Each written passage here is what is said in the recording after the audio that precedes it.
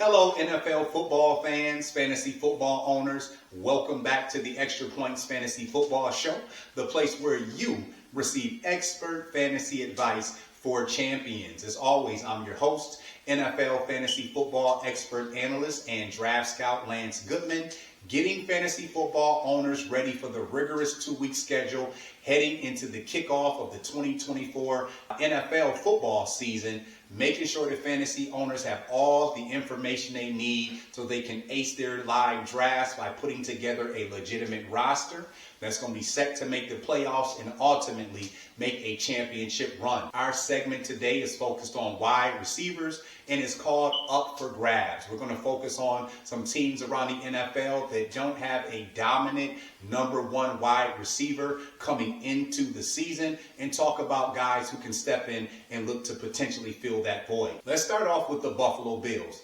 Wide receiver Stephon Diggs, who have been the unquestioned alpha in the room for that Bills passing game for the past 4 years, is now in Houston. Wide receiver Gabe Davis is now in Jacksonville. So when you look at that Bills offense, quarterback Josh Allen has all new weapons at wide receiver that he needs to build chemistry and get on the same page with. Let's take a look at who's on that offense who could potentially emerge. We're going to start with rookie Keon Coleman from Florida State. The Bills brought over Marquez Valdes-Scantling from Kansas City. They brought over Curtis Samuel from the Washington Commanders and also Matt Collins from the Atlanta Falcons. So when you take a look at those guys at wide receiver, could you envision any one of those guys stepping up and potentially being a guy to get you 70 to 75 plus catches, out towards 900 to 1,000 yards, and maybe 7 to 8 TDs? That remains to be seen. Let's talk about the Los Angeles Chargers. I think their situation is a little bit more simple, and they have two guys that you're definitely going to want on your fantasy football team. Keenan Allen is no longer with the Chargers. He's now with the Chicago Bears.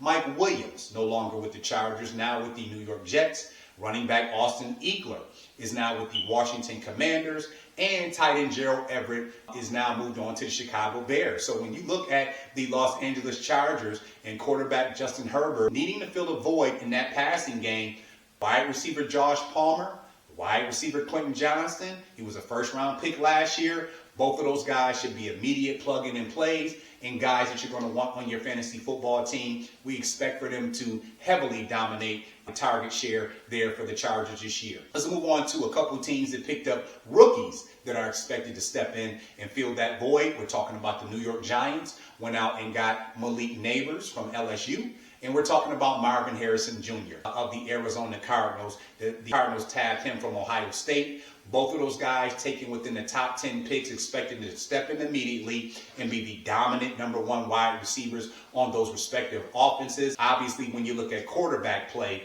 Harrison Jr. is going to have the edge because he has Kyler Murray, Daniel Jones still coming back or is on the mend from a ACL injury. Never was a great quarterback to begin with, but we know when it comes to fantasy football, it's all about volume and targets.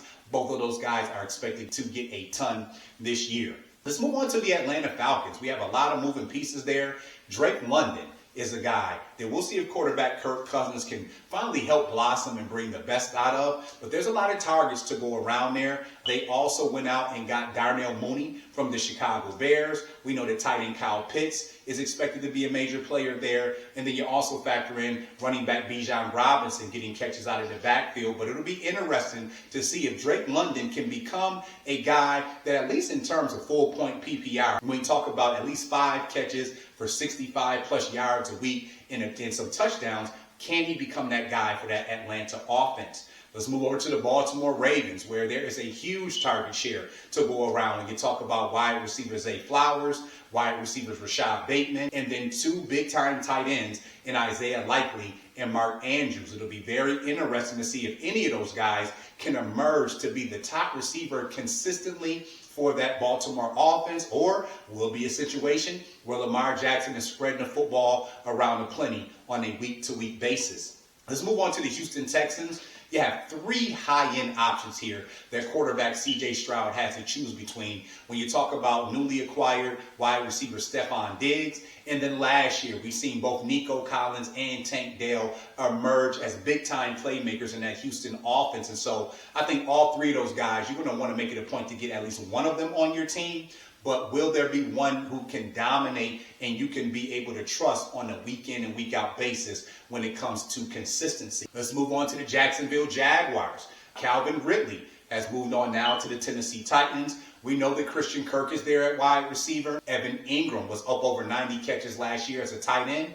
But you have a couple new guys there. You have Gabe Davis coming over from the Buffalo Bills. And then Jacksonville spent a first-round pick on Brian Thomas Jr. from LSU. I think he's the guy that you want to watch to see if he can get in that starting lineup and be a legitimate threat and target for Trevor Lawrence in that Jaguars offense on the outside. I just talked about Calvin Ridley going over to Tennessee.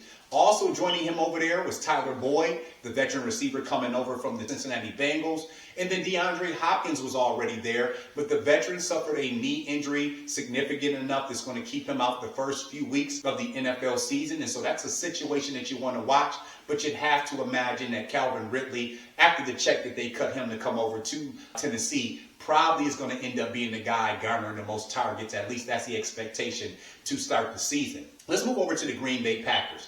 And there is a bevy of guys over there who week to week you could see end up leading that team in receptions, receiving yards, or touchdown receptions. When you talk about Christian Watson, Romeo Doubs, Jaden Reed, and Dontavian Wicks. From what we've seen last year from Jordan Love and early on in the season, he's going to be spreading the football around a lot. So it's going to be interesting to see if any of those guys emerge to be the consistent top playmaker for that Green Bay offense all year long. And then we're going to round it out in Chicago. We talked about DJ Moore being the alpha in the room, up over 1,500 receiving yards last year. But you have to respect Keenan Allen coming over from the Los Angeles Chargers, one of the top route runners and possession receivers in the short passing game. And then Chicago went out and spent a top 5 draft pick on Rome Odunze, the big-time wide receiver coming out from the University of Washington. You still have Cole Kmet there at tight end. So it's going to be very interesting to see how that target share is split up.